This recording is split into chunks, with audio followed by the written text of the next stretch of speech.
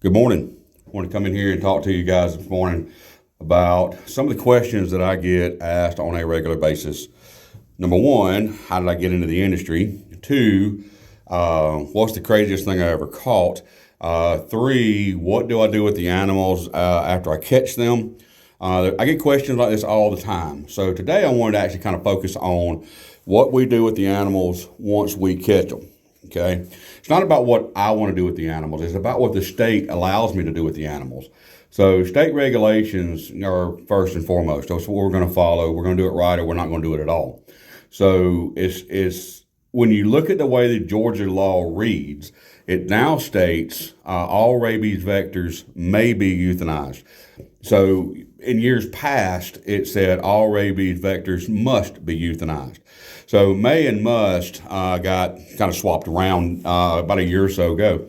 Maybe actually a little bit less than a year ago. But anyway, long story short, the way that the current lieutenant over Special Permits Division with DNR sees it and reads the regulations, it is rabies vectors may be euthanized, which leaves that up to the discretion of the trapper at hand.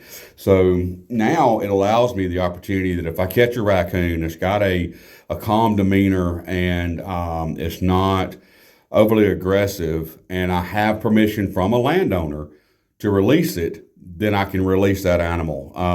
Used to just tear my heart up, man, when I'd have to euthanize a skunk. Probably the most gentle, most docile animal that I deal with is a skunk. And it just sucks because they did nothing wrong. They just happened to be in the wrong place at the right time when I showed up to catch them. So it really sucked having to euthanize the skunks.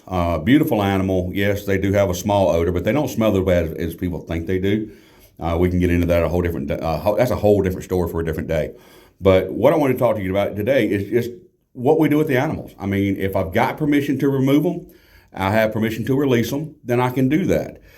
If we catch one that does not have the right temperament or is having other issues, we're not gonna release that. We're gonna euthanize it. We're gonna do what needs to be done. In Georgia, like we got one law says squirrels have to be relocated alive and released. And golly, man, I mean, squirrels probably cause more house fires than raccoons, more house fires than say beavers, more house fires.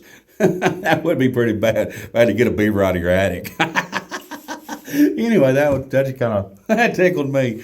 But anyway, yeah. So the squirrels are probably more damage causing than anything else that I deal with. But yet I have to release those. That don't make good sense to me.